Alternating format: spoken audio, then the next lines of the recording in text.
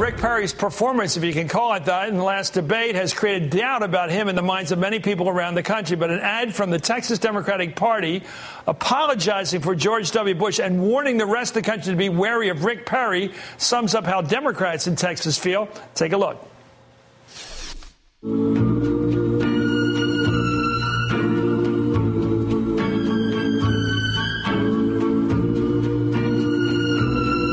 Our enemies are innovative and resourceful, and so are we. They never stop thinking about new ways to harm our country and our people, and neither do we. So sorry. You might be a little surprised.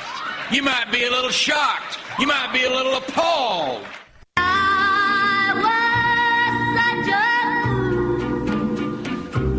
Rick, I look forward to having you by my side.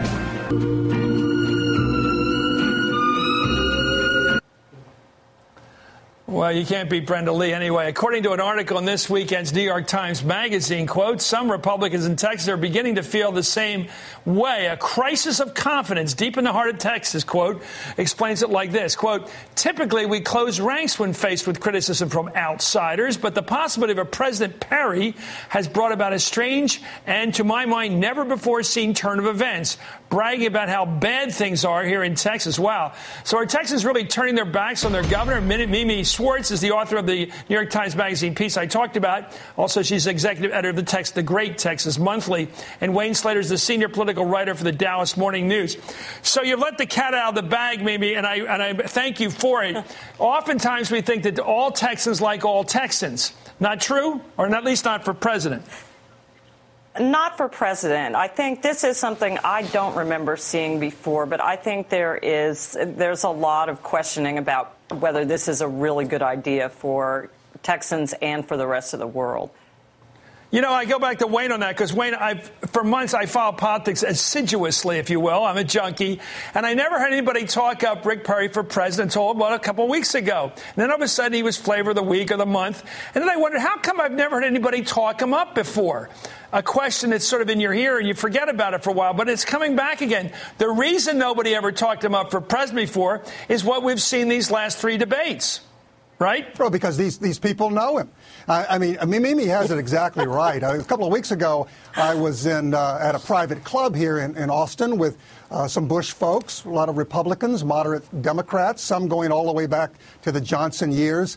And one of the things that I noticed was 10 years ago, when I was at that club and talking to many of the same people, they could see George Bush potentially as a president.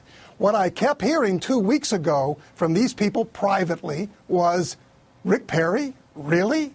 I don't think this is the guy. Does that tell you that when you're sitting around with him over a coffee or a beer, when you're casual, he never says anything weighty? Is that it? Never seems to understand anything with any incision, any compelling thought behind it. Is that what you're saying? Yes, it's not just inarticulate on TV. It's when you get to meet him, you don't get impressed by him.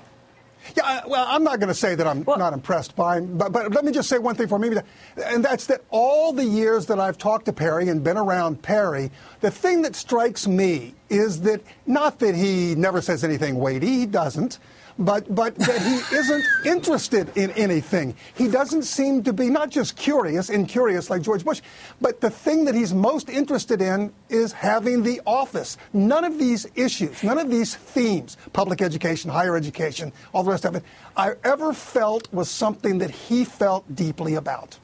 Well, Mimi, let's go through this because this is what most your reaction to that thought right there is he doesn't have any depth of interest.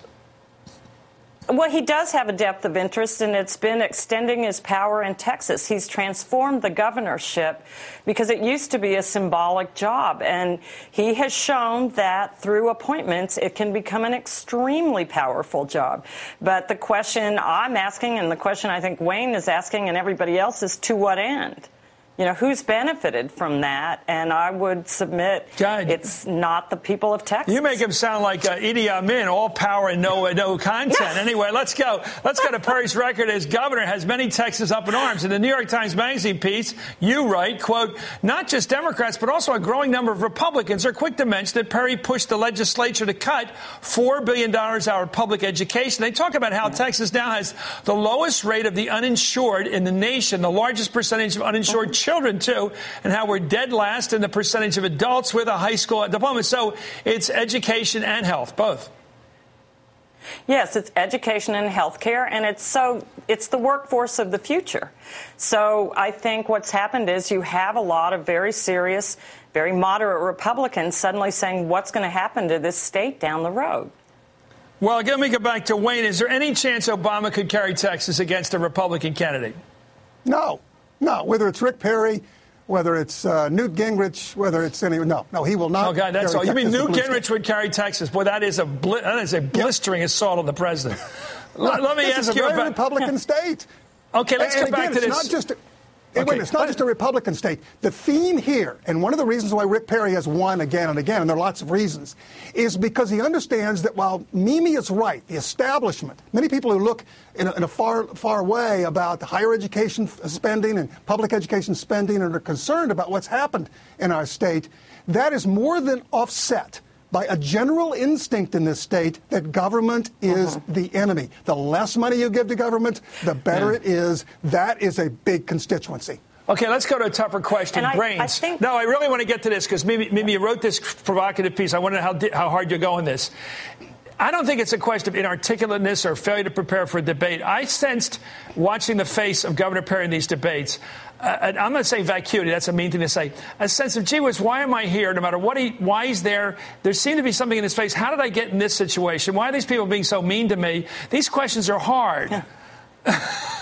Well, I don't think he just hates to debate.